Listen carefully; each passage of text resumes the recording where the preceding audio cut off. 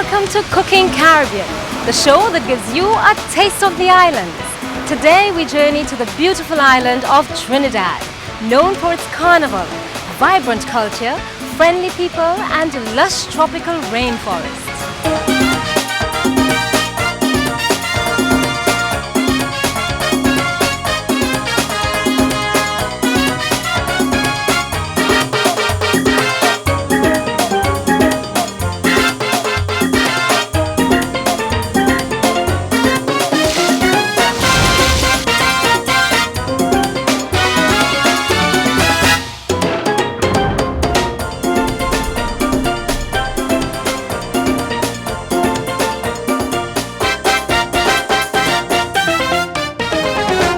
Trinidad lies at the furthermost point of the Caribbean. It's approximately 11 miles off the coast of Venezuela. It's a very cosmopolitan island due to its colorful past. Aside from its native Amerindian background, it has been influenced by the French, Spanish, Portuguese, British, African and Asian cultures. This fantastic fusion of cultures is not only evident in its population, but crosses over into the everyday cuisine of the island.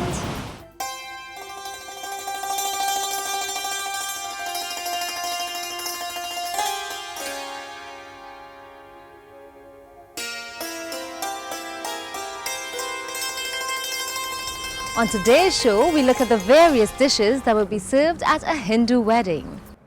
A symbol of this spiritual fortitude can be found in Waterloo, a town located on the west coast of the island. It is commonly known as the Temple in the Sea. It is the Seedansingh Shiva Mandir, built in the 1930s by a devout Hindu named Seedansingh. This temple was built to replace one that had previously been destroyed by the local colonial authorities of the day. Seedansingh was determined to have a place where he could worship, so he single-handedly built this temple in the sea, where various prayers and ceremonies could be held. Today, this temple attracts both Hindus and non-Hindus alike. It is still used as a place of worship, and many wedding ceremonies have taken place here. Hindu weddings are celebrated before and after the official ceremony, and can last for as much as 3 weeks. All family and friends of the bride and groom are usually invited. A wide variety of traditional Hindu cuisine is prepared and served to celebrate such an auspicious occasion. Various curry dishes such as curried potato, chana also called chickpeas, mangoes, pumpkin and shatine are prepared and served with hot tasty roti. Pumpkin is halved and sectioned into wedges.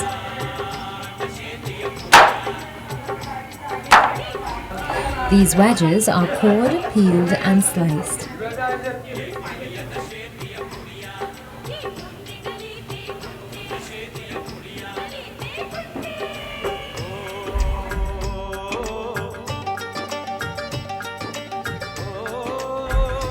It is then put to boil.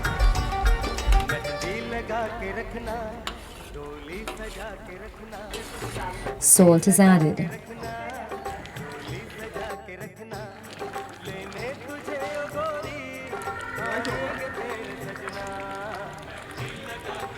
Grounded jeera or black cumin along with fresh green blended seasonings are added. All the ingredients are mixed and left to boil until it becomes very soft.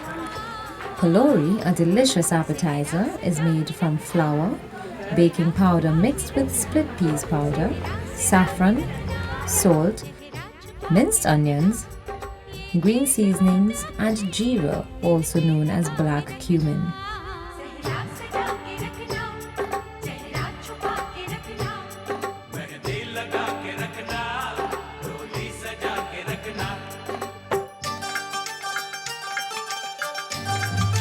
These are all combined with water and kneaded to make a smooth dough.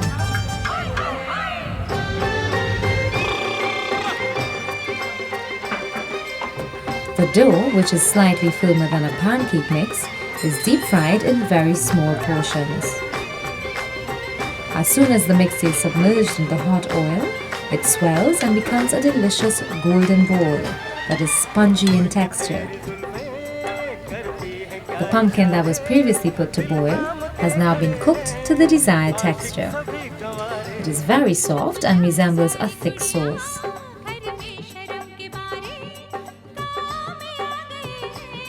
Curried mango is another favorite at Hindu weddings. Sliced mangoes are combined with garlic, jeera, masala and brown sugar. This is constantly stirred to prevent it from sticking. This is a spicy accompaniment to the meal.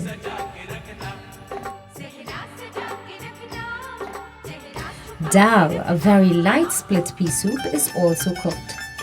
This takes about an hour on a regular cooker. Some of the previously made paloris are now added. The peas are cooked until it liquefies into a light yellow broth. This is called karhi. Ground jeera or black cumin is added, and the pot is continuously stirred for 10 minutes.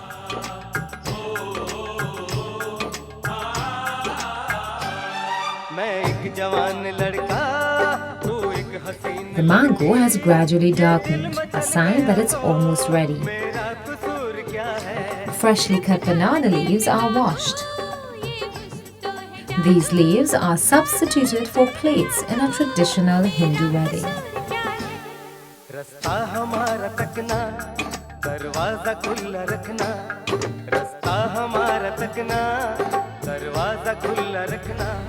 Many of the spices used to prepare traditional Hindu cuisine are also used in religious ceremonies.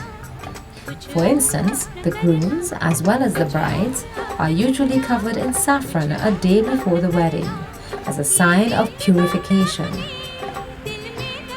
This symbolizes both a physical and a spiritual cleansing. Children, because of their innocence, are called to rub both the bride and the groom with a saffron paste. This takes place in both homes the eve of the wedding.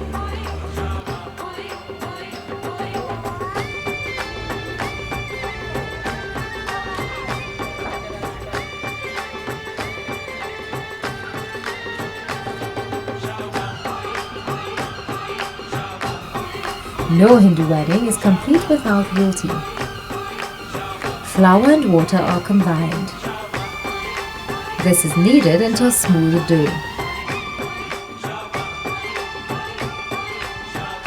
The dough is then pressed and rolled into a circular shape. Ghee, a type of butter, is used to paste the dough.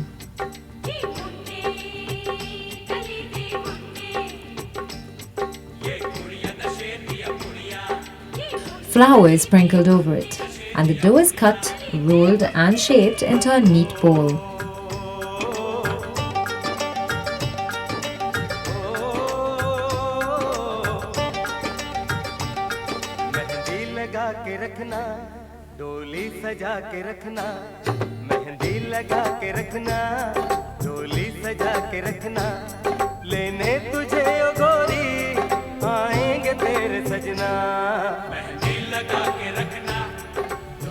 It is left to sit for a few minutes.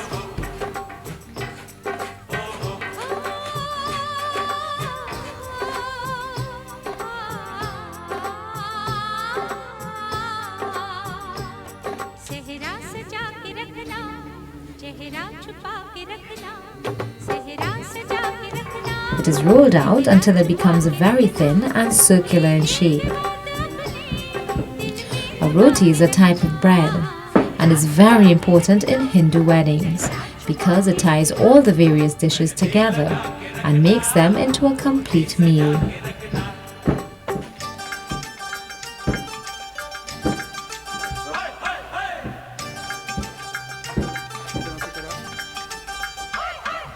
As soon as the loy is rolled and stretched to the desired size, it is placed on a tawa. This is a flat circular shaped piece of metal that resembles a pancake grill. The loy is lightly covered with cooking oil, and once cooked, it is called a roti. It is very light in texture and extremely delicious even when eaten by itself.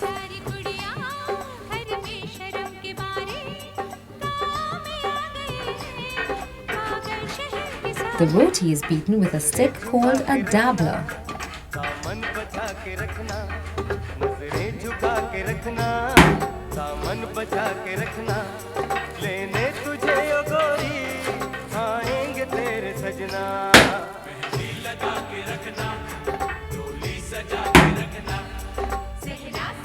The roti is beaten until it separates, and then it is rolled and stored to maintain its temperature. This type of roti is called paratha. The same dishes are prepared at the bride's home.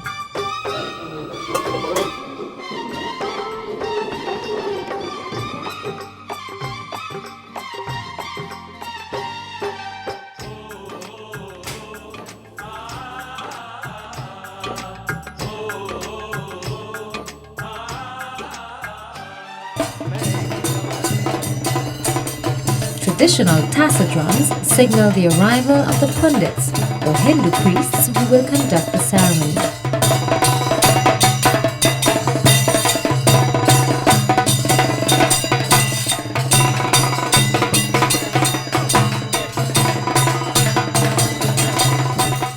The drummers will continue to play throughout the wedding until the ceremony begins.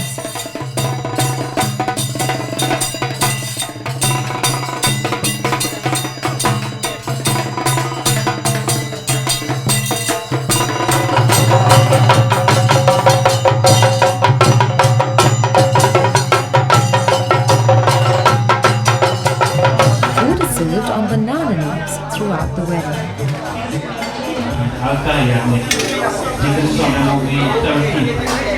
It says, I have seen the moon, I have seen the clouds soon. I have seen the clouds lightning and butterflies. But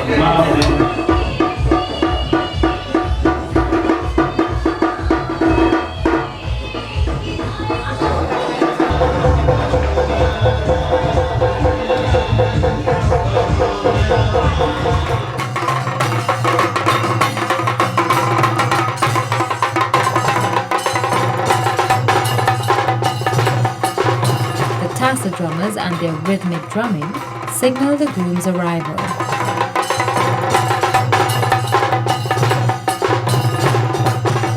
When the marriage ceremony begins, everything comes to a halt, and all attention is given to the bride and groom.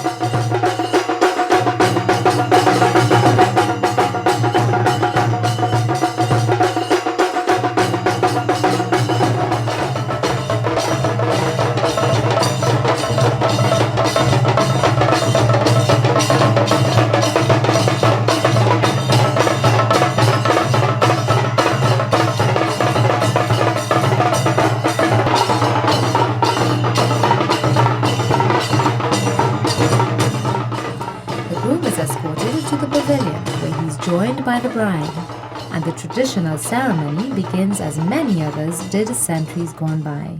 ले जाएंगे दिल वाले दुल्हनिया ले जाएंगे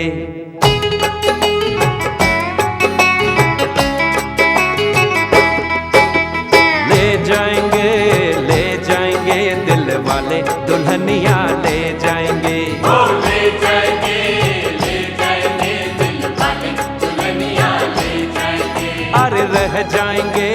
रह जाएंगे पैसे वाले देखते रह जाएंगे अरे रह जाएंगे पैसे वाले देखते रह जाएंगे ले जाएंगे दिल वाले दुल्हनिया ले जाएंगे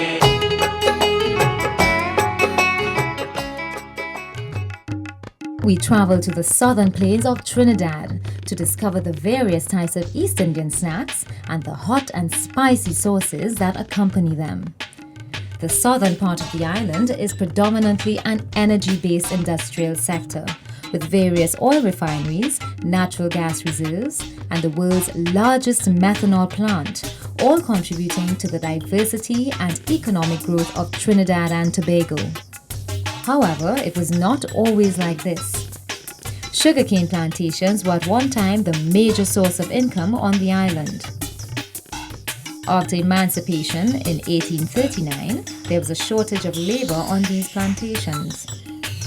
To solve this problem, East Indian immigrants were brought to work on the island under an indentureship program. These immigrants brought to Trinidad their homeland's culture and religion, which contributed to the already evolving culture of Trinidad and made a great impact on the culinary style on the island. Today, almost anywhere on the island, traditional East Indian snacks can be bought, and they come in all shapes and sizes. Some of the tastiest and most delicious are found right here in this small southern town of Dili. Roadside vendors here offer a wide assortment. These snacks are so delicious. They can be eaten alone or with any one of these zesty hot sauces. The choice is yours. One of the popular snacks is sahina. This is made with the leaves of the taro plant, locally called dasheen bush, mixed and fried in a batter.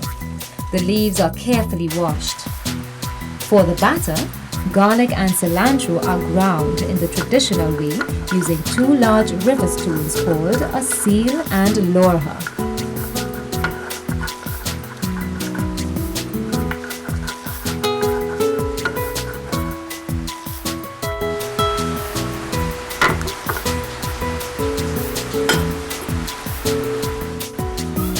Previously boiled split peas and cilantro are also made into a paste.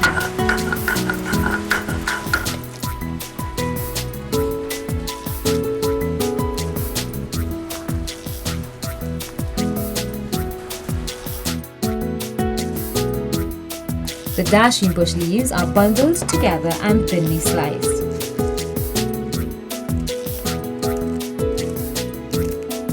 So you gotta get it thin as possible.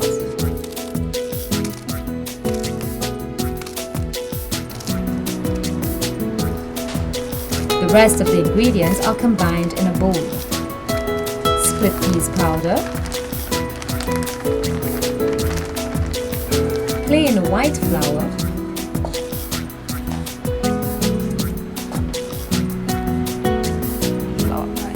baking powder, hardi or saffron, Hardy, ground jeera or black cumin,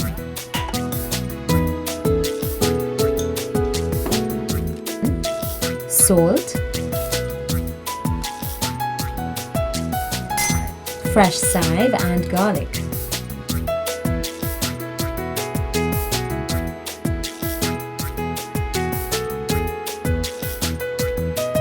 Water is added and all of the ingredients are mixed to pastry dough consistency.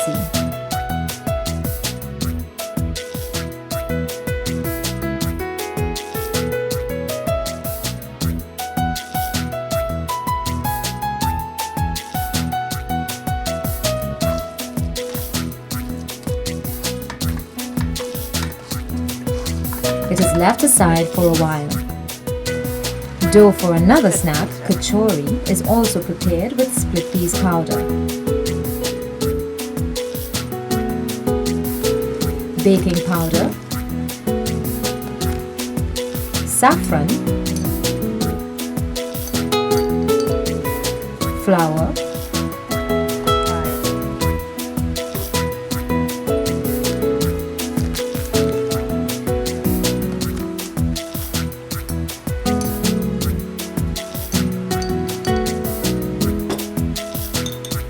jeera, salt, freshly diced seasonings and peppers to taste.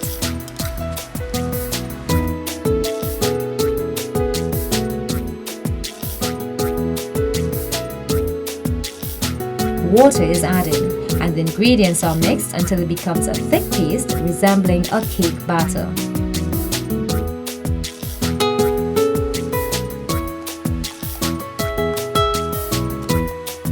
It is then left to sit a while. A similar dough is prepared without jeera and fresh seasonings. A pot is prepared with oil for deep frying.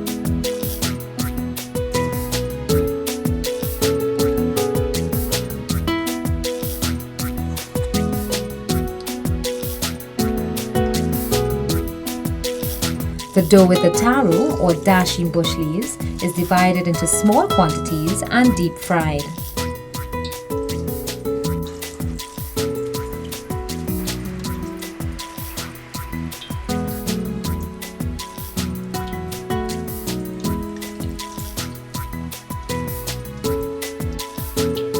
The sahinas are left to cook until golden brown.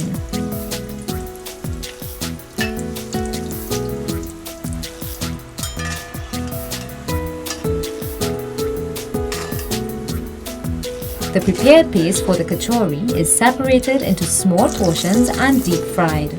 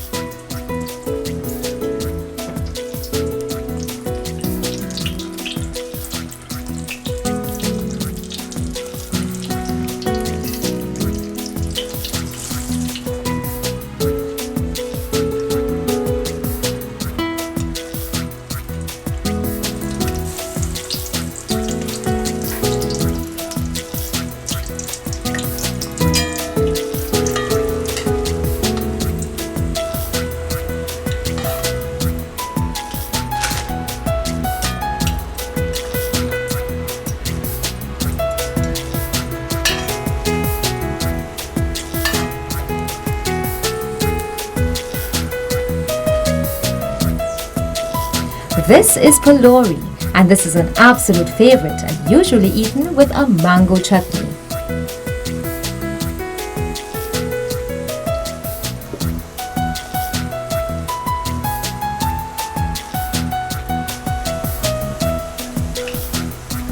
Yeah, ready to go.